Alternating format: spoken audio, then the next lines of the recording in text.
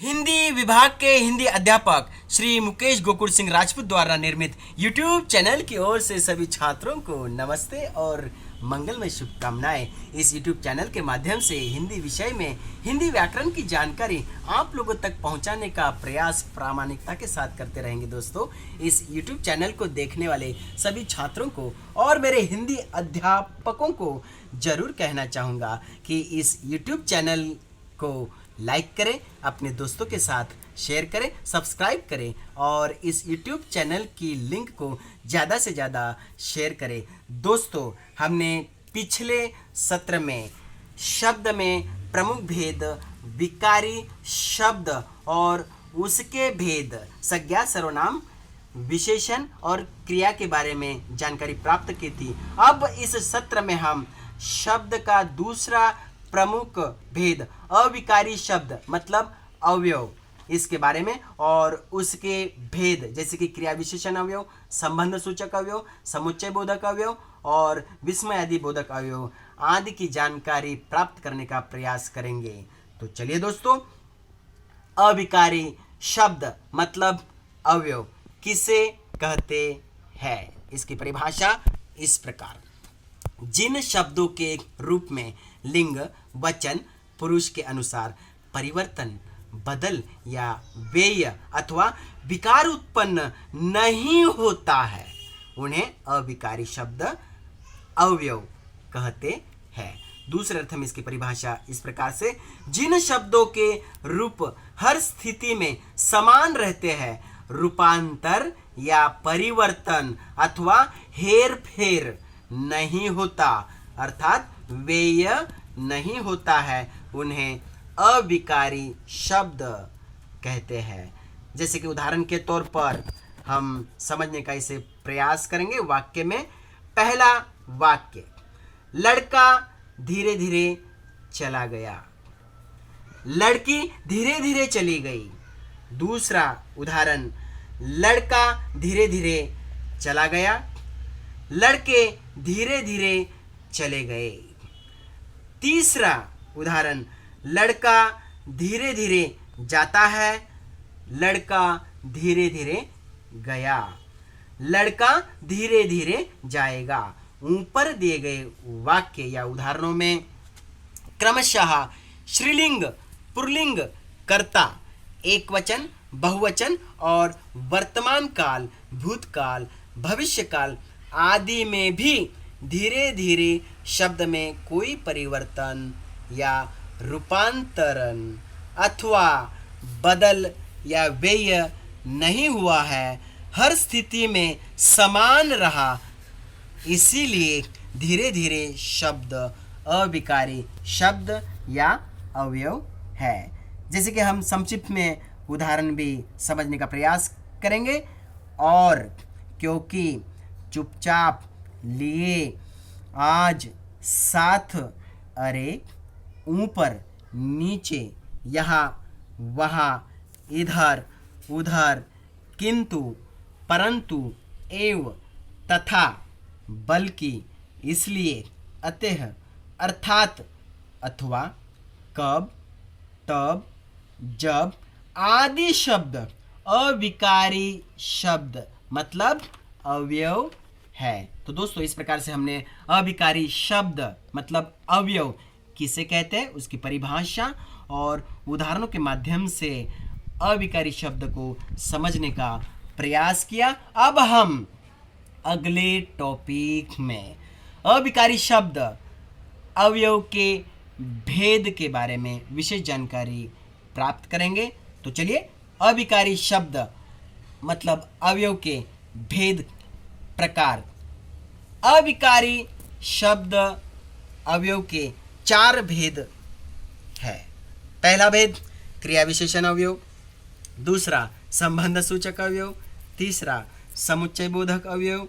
चौथा, विस्मयादि बोधक अवयव। अब हम अगले टॉपिक में सबसे पहला भेद, क्रिया विशेषण अवयव के बारे में विशेष जानकारी हासिल करेंगे। तो चलिए, क्रिया विशेषण अवयव किसे कहते हैं। क्रिया विशेषण अवयव की परिभाषा इस प्रकार: जो अविकारी शब्द क्रिया के बारे में विशेष जानकारी देता है उसे क्रिया विशेषण अवयव कहते हैं। दूसरे अर्थ में इसकी परिभाषा इस प्रकार, जो अवयव क्रिया की विशेषता बताते हैं उसे क्रिया विशेषण अवयव कहते हैं। जैसे कि उदाहरण में हम कुछ उदाहरण यहाँ पर देने का प्रयास कर रहे हैं, वह इस प्रकार। पहला उदाहरण, सुबह जल्दी उठना चाहिए। दूसरा उदाहरण, खाना धीरे धीरे चबाते हैं। तीसरा उदाहरण, पिताजी थोड़ा ठहरे। ऊपर दिए गए वाक्य में जल्दी, धीरे धीरे, थोड़ा अवयव क्रमशः उठना, चबाना, ठहरना क्रिया की विशेषता बता रहे हैं, इसीलिए ये क्रिया विशेषण है।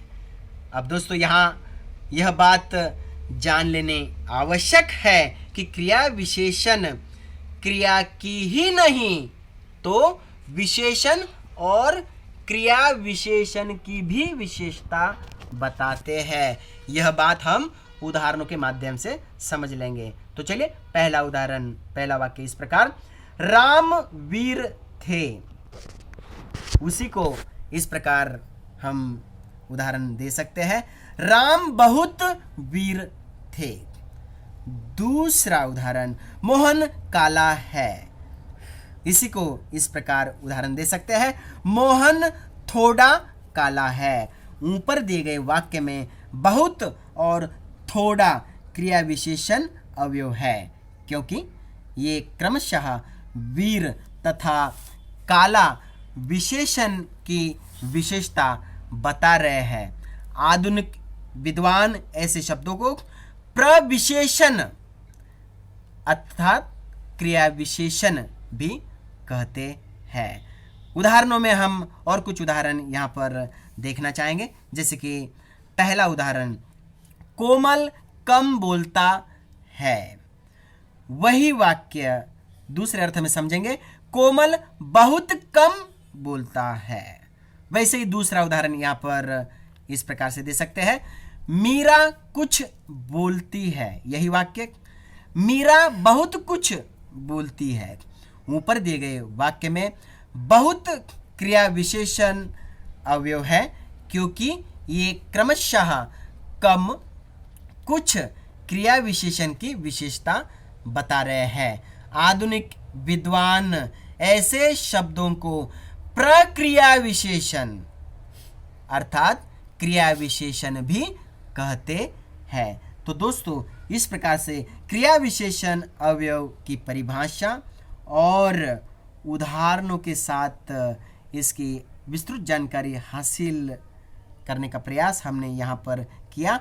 अब अगले टॉपिक में क्रिया विशेषण अवयव के भेद, इसके बारे में विशेष जानकारी प्राप्त करेंगे। तो चलिए क्रिया विशेषण अवयव के भेद। क्रिया विशेषण अवयव के प्रमुख दो भेद हैं, उसके अंतर्गत उपभेद आते हैं। जैसे कि पहला भेद, अर्थ के दृष्टि से क्रिया विशेषण अवयव। दूसरा भेद, रचना के दृष्टि से क्रिया विशेषण अवयव। यह इसके प्रमुख भेद है, उसके अंतर्गत उपभेद भी आते हैं। तो चलिए सबसे पहला भेद, अर्थ के दृष्टि से भेद, इसमें हम जानकारी हासिल करने का प्रयास करेंगे। अर्थ के आधार पर क्रिया विशेषण अवयव के 4 भेद आते हैं। तो पहला कालवाचक क्रिया विशेषण अवयव, दूसरा स्थानवाचक क्रिया विशेषण अवयव, तीसरा रीतिवाचक क्रिया विशेषण अवयव, चौथा परिमाणवाचक क्रिया विशेषण अवयव। तो हम अर्थ की दृष्टि से सबसे पहला भेद इस प्रकार, जो अवयव क्रिया का समय सूचित कर उसकी विशेषता प्रकट करता है उसे कालवाचक क्रिया विशेषण अवयव कहते हैं। दूसरे अर्थ में इसकी परिभाषा इस प्रकार, जो अवयव क्रिया के होने या करने का समय सूचित करते हैं उन्हें कालवाचक क्रिया विशेषण अवयव कहते हैं। यहाँ पर हम संक्षिप्त में भी उदाहरण समझने का प्रयास करेंगे। जैसे कि आज, कल, जब, तब, कब, रोज, तुरंत, जल्दी, कभी कभी आदि। ऐसे कई उदाहरण आप लोग दे सकते हैं। अब वाक्य के माध्यम से भी उदाहरण समझने का प्रयास करेंगे। तो सबसे पहला उदाहरण, साई आज आएगा, शीतल कल परीक्षा देगी। और तीसरा उदाहरण, दादाजी कब आए। ऊपर दिए गए वाक्य में आज, कल, कब अवयव क्रिया के समय का बोध कराते हैं, इसीलिए ये कालवाचक क्रिया विशेषण अवयव है। अब उसमें दूसरा भेद, स्थानवाचक क्रिया विशेषण अवयव की परिभाषा इस प्रकार, जो शब्द अवयव क्रिया का स्थान सूचित करते हैं उसे स्थानवाचक क्रिया विशेषण अवयव कहते हैं। जैसे कि दूसरे अर्थ में इसकी परिभाषा इस प्रकार भी दे सकते हैं, क्रिया के स्थान का बोध हो उसे स्थानवाचक क्रिया विशेषण अवयव कहते हैं। अब उदाहरणों में संक्षिप्त उदाहरण इस प्रकार, यहाँ, वहाँ, इधर, दूर, सर्वत्र आदि। अब वाक्य के माध्यम से भी उदाहरण समझने का प्रयास करेंगे। तो पहला वाक्य, यहाँ बारिश बहुत होती है। दूसरा वाक्य, वहाँ प्रतियोगिताएं चल रही है। तीसरा वाक्य, इधर आना मना है। चौथा वाक्य, अध्यापक दूर खड़े थे। पांचवा वाक्य, सर्वत्र आनंद ही आनंद है। ऊपर दिए गए वाक्य में यहाँ, वहाँ, इधर, दूर, सर्वत्र आदि अवयव क्रिया के स्थान का बोध कराते हैं, इसीलिए ये स्थानवाचक क्रिया विशेषण अवयव है। अब हम संक्षिप्त उदाहरण और समझने का प्रयास करेंगे।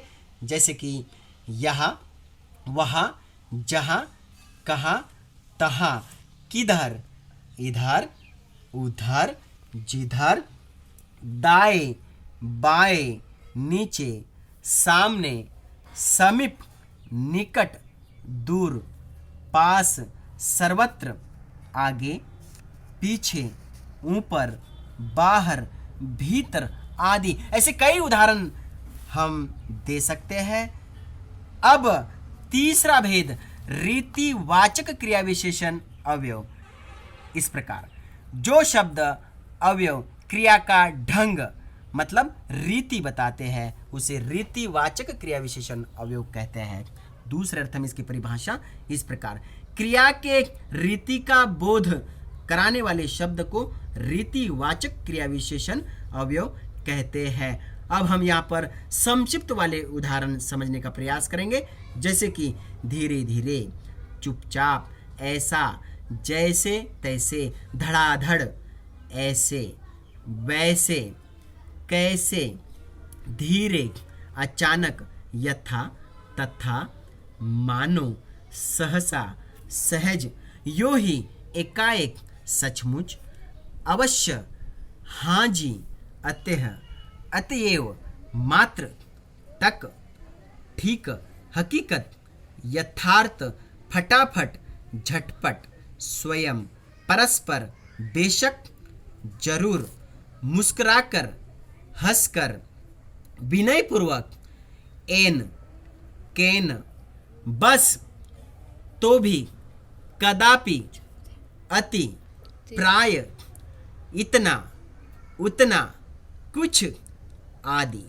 तो दोस्तों हम यह संक्षिप्त वाले उदाहरण समझने का प्रयास किया। अब कुछ वाक्य के माध्यम से भी उदाहरण समझने का प्रयास करेंगे। जैसे कि पहला वाक्य, मीरा जी धीरे धीरे भजन गा रही थी।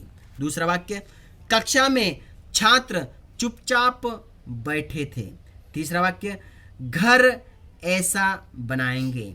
ऊपर दिए गए वाक्य में धीरे धीरे, चुपचाप, ऐसा आदि अवयव शब्द क्रिया के ढंग मतलब रीति का बोध कराते हैं, इसलिए ये रीतिवाचक क्रिया विशेषण अवयव है। अब हम चौथा भेद, परिमाणवाचक क्रिया विशेषण अवयव के बारे में जानकारी हासिल करेंगे।